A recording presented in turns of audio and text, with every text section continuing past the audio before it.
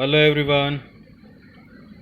बेटा, इस चैप्टर में आपने अभी तक ये सीखा कि नई रेशो को किस तरह से कैलकुलेट करते हैं, और कल आपने ये भी देखा कि नई रेशो निकालने के बाद जैसे कोई नया पार्टनर आ जाता है, उसके आने के बाद जो प्रॉफिट होता है उसको उन पार्टनर्स के बीच किस तरह से बांटना है और किस तरह से उनकी जर्नल एंट्रीज करनी है, ये सब कुछ आप सीख चुके हो। आज हम एक नया कॉन्सेप्ट पढ़ने जा रहे हैं, हालांकि है ये पुराना ही, लेकिन इसमें एक नई बात क्या है वो बताने जा रहा हूँ। तो थोड़ा सा ध्यान से सुनेंगे और ये आपको बेटा आगे तक काम आएगा। Sacrifice ratio. सैक्रिफाइस रेशो क्या है? पहले बात तो हमें सैक्रिफाइस पता होना चाहिए। सैक्रिफाइस का मतलब होता है त्याग, कुछ सरेंडर करना, कुछ लूज़ करना अपना शेयर, राइट। अब जैसे कोई नया पार्टनर आता है तो उसके आने से बेटा ओल्ड पार्टनर्स के हिस्से में कुछ ना कुछ कमी होती है। ये है कि सभी पार्टनर्स के हिस्से में कमी हो ना हो, लेकिन कुछ पार्टनर्स के हिस्से में ज़रूर कमी होगी। यानी कि ये ज़रूर नहीं है कि सभी पार्टनर्स के हिस्से में कमी हो, बट ये 100% श्योर है कि कुछ पार्टनर्स के हिस्से में ज़रूर कुछ ना कुछ कम होगा, उनका जो हिस्सा है। तो इसी को हम सैक्रिफाइस बोलते हैं। अब सैक्रिफाइस रेशो कैसे निकलती है? Old ratio minus new ratio, यानी कि जो उनकी पुरानी रेशो थी उसमें से आप नई रेशो घटा दोगे तो उनका सैक्रिफाइस रेशो आ जाएगा। अब इसको हम कैलकुलेट क्यों करते हैं, क्या पर्पज़ है, उसको भी जानना ज़रूरी है। बेटा, जब कोई नया पार्टनर आता है तो वो पार्टनर बनने के बाद प्रॉफिट्स में से अपना हिस्सा लेगा, ठीक है। अब जो बिज़नेस ऑलरेडी चल रहा है उसके बहुत सारे कस्टमर्स हैं, यानी कि उसकी गुडविल अच्छी है। अब जो नया पार्टनर आ रहा है बेटा, उसने तो उस गुडविल के लिए कोई रोल प्ले नहीं किया भाई, वो कस्टमर्स को बनाने में उसने कोई हेल्प नहीं की, लेकिन प्रॉफिट उसको पूरा मिलेगा।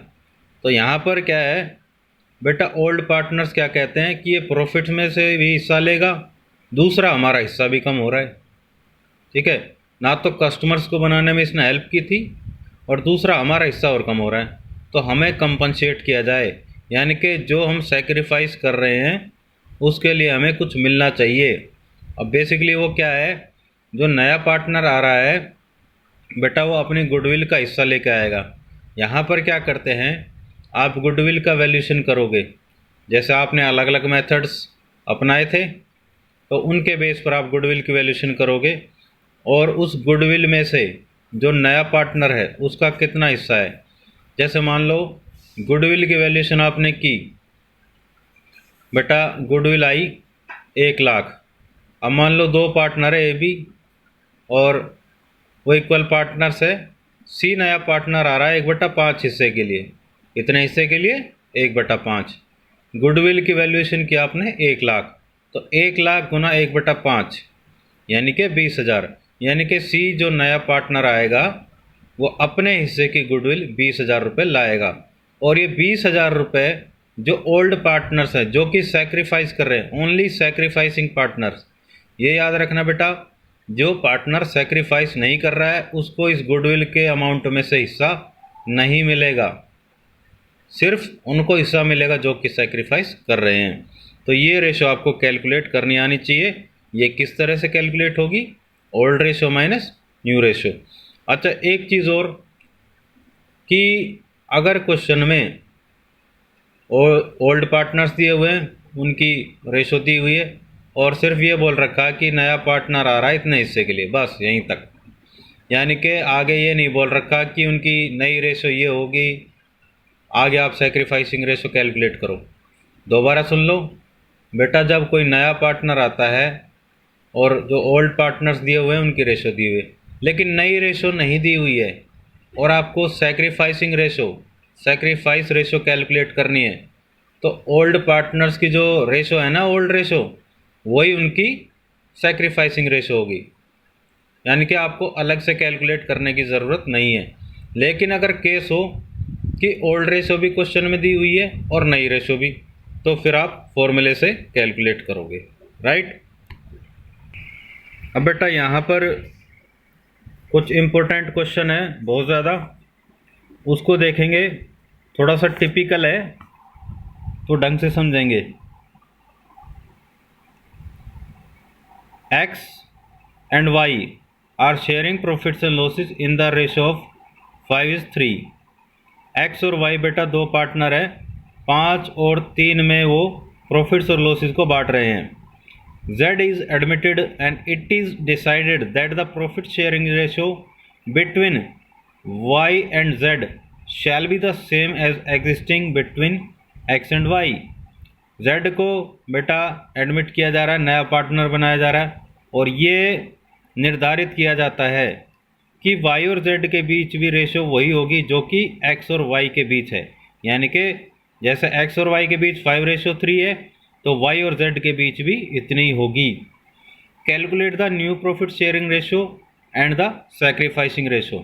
तो आपको बेटा सैक्रिफाइसिंग रेशो भी कैलकुलेट करनी पड़ेगी और न्यू रेशो भी। तो सबसे पहले आप क्या करते हो, ये देखते हो कि X और Y के बीच रेशो कितनी है, 5:3। तो इसी तरह से Y और Z के बीच भी कितनी होगी, 5:3। अब यहाँ से आप निकालोगे कैसे भाई, यहाँ पर y का हिस्सा कितना है, 5 है, z का 3 है। अगर y की रेशो 5 है तो z की कितनी होगी, 3।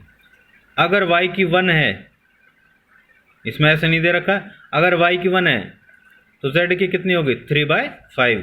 फिर एक्चुअल में y की कितनी है, ये 3/8। अगर y की 3/8 है तो z की कितनी होगी, 3/5 इंटू 3/8, तो 9/40। तो 9/40 होगी। तो न्यू प्रॉफिट शेयरिंग रेशो क्या होगी, 5/8, 3/8 और 9/40। तो यहाँ पर आप एलसीएम ले लेंगे तो उससे आ जाएगा ये 25, 15, 9। अब यहाँ पर बेटा आपको सैक्रिफाइसिंग रेशो निकालनी है। वो क्या होती है, old ratio minus new ratio, यानी कि old share minus new share. X का 5/8 है ओल्ड हिस्सा, और नया है 25/49 जो कि हमने कैलकुलेट कर लिया है। तो ये आ गया 40y/392। इसी तरह से y का आ जाएगा 3/8 माइनस 15/49, तो 27/392। तो इनके बीच जो अब रेशो आ गई 45:27, जो कि 5:3 है। आ गई वही रेशो, ओल्ड रेशो, यानी कि बेटा वही केस है जब ओल्ड पार्टनर्स दिए हुए हैं, उनकी रेशो दी हुई है, नए पार्टनर को बुलाया गया और ये नहीं दे रखा कि उनकी नई रेशो क्या है। तो सैक्रिफाइसिंग रेशो क्या होगी, उनकी ओल्ड रेशो ही होगी। एक्स और वाई की 5:3 थी, लास्ट में भी आंसर क्या निकल के आया, 5:3। बेटा एक क्वेश्चन और देख लेते हैं, ये भी इंपॉर्टेंट है। KLM partners sharing in the ratio of 3:1। KL and M 3 partner है बेटा, 3:1 उनकी रेशो है। They admit N for 1/6 share, N को नया पार्टनर बनाया जा रहा है। It is agreed that M would retain his original share. M का हिस्सा कितना, 1/6, यानी कि M का 1/6 ही रहेगा, उसके हिस्से में कोई कमी नहीं होगी। तो यहाँ से ये बात भी कंफर्म हो जाती है कि सैक्रिफाइस जो करेंगे K और L ही करेंगे, M नहीं करेगा। बाकी देखते हैं, calculate the new ratios and sacrificing ratios. अब बेटा N का शेयर आपको पता है, M का शेयर भी आपको पता है, क्योंकि M भी अपने हिस्से को कम नहीं कर रहा है, उतना ही रखेगा। तो पहले इन दोनों को साइड में कर दो। टोटल आप प्रॉफिट 1 मान लेते हो, तो दोनों को प्लस कर दोगे, N का और M का। प्लस करने के बाद 1 में से माइनस किया तो 4/6, 4/6 आ गया। तो बेटा ये बटेगा K और L के बीच, किस रेशो में, उनकी ओल्ड रेशो जो कि 3:2 है। क्योंकि M ने तो क्या कर लिया, एक साइड में करवा लिया कि भाई मेरे हिस्से में कोई कमी नहीं होगी, जितना मेरा था उतना ही रहेगा।